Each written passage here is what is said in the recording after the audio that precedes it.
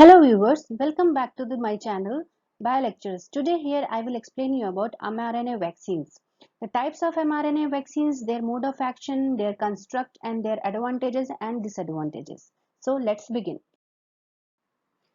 Conventional vaccines are the live attenuated, killed pathogen or inactivated toxins. These are used to pre-expose the immune system to produce antibody or memory cells against antigen. Whenever our body encounters the antigen, antibody already exists in our body will kill the antigen and does not allow it to enter in our body. Because vaccines use killed or a live attenuated pathogen, so they cannot not induce disease but they can induce immune response. There are many vaccines have been developed against measles, mumps, smallpox, polio, pertussis and many other diseases. Now, what is the need of mRNA vaccines? Because rapidly evolving diseases or pathogens like influenza, Ebola or Zika viruses are not responding well against conventional vaccines. So, there is a need of mRNA vaccine. mRNA vaccines are the particle or RNA which codes for the antigen protein. When it goes inside body, it is translated into antigen protein that is recognized by the immune cells. Till date, there is no mRNA vaccine is approved for human use. They are approved for animal use only. Scientists are working on coronavirus mRNA vaccine. If it is approved, so it would be of its first type for human use. mRNA vaccines are non-infectious because it doesn't use pathogenic particle. RNA cannot integrate itself into the host genome. DNA can integrate itself into the host genome. This is the disadvantages for DNA vaccine. And RNA has to go up to the cytosol only. They need not to travel through nuclear envelope. An RNA strand is degraded after the production of protein by normal physiological method of our body. Its efficiency. It has been seen that mRNA is well efficient to induce immune response. It induces all kinds of immune response like innate, cellular and humoral. Production is synthetic. mRNA vaccine is synthetic. It is developed in the laboratory. So there is no need to grow large amount of virus and make it inactive using chemicals. There are two types of immune system in our body. First one is innate that we have from our birth, and second one is acquired that we develop as we encounter pathogens like vaccines. mRNAs have inherent adjuvants. Adjuvants are the particles that enhance immune response. Due to their complex interaction with the pattern recognition receptors, there is no need of adjuvants with mRNAs. It will trigger innate response. There are two types of mRNA vaccines. First one is non-replicating mRNA vaccines. It produces a translated protein in one time and it does not replicate itself. Non-replicating mRNA vaccine are further divided on the basis of their delivery method. Delivery method is much important in mRNA vaccine because mRNA vaccine has to pass through the cell membrane and escape endosome for their further activity. Second one is self-amplifying RNA vaccines. Self-amplifying mRNA vaccines amplify inside the cell and and translated into protein many times. This is the mRNA construct of non-replicating mRNA vaccine. This is GOI, that is gene of interest. It has to be translated in cytosol via ribosome. This is 5' and 3' untranslated region. This is 5' cap and it is poly A tail 3'.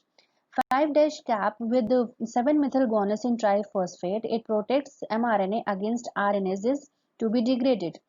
Nowadays, a synthetic cap analog can be inserted with mRNA construct.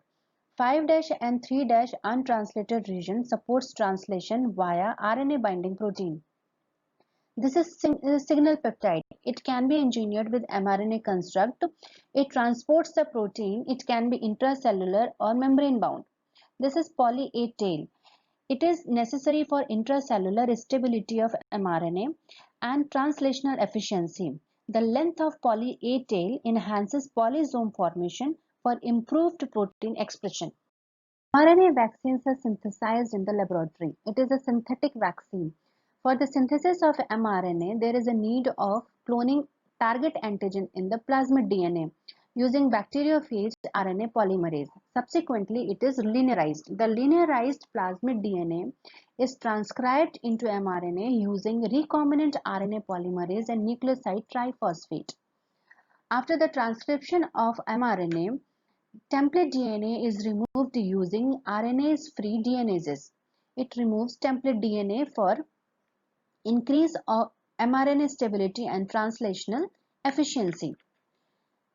After this, purification step comes. Purification is done by using HPLC. It is very necessary to purify mRNA from double-stranded RNA and double-stranded DNA to reduce innate immunity activation. If innate immunity activates, it produces type 1 interferons. Type 1 interferons produces anti-proliferation and apoptosis events. It will shut down the protein production by mRNA vaccine using host cell defense mechanism. Transfection methods are very necessary for the delivery of mRNA vaccine because it should escape endosomes and pass through the cell membrane. Lipid nanoparticle has been proved the most promising delivery method for mRNA vaccines. Next is the limitation of the mRNA vaccine. First one is the inflammation due to enhanced type 1 interferons.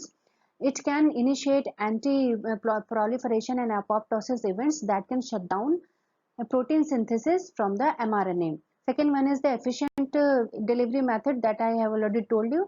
And because the mRNA vaccine is synthesized, there can be a toxicity from the modified nucleotide sequences. Self-amplifying mRNA vaccine. It is based on alpha virus genome because the RNA replication machinery remains intact, but the structural genes of alpha virus are replaced with gene of interest that has to be translated into protein. Except the replication machinery from alpha virus, rest will be same as non-replicating mRNA vaccine. Now this is a non-replicating, this is self-amplicating.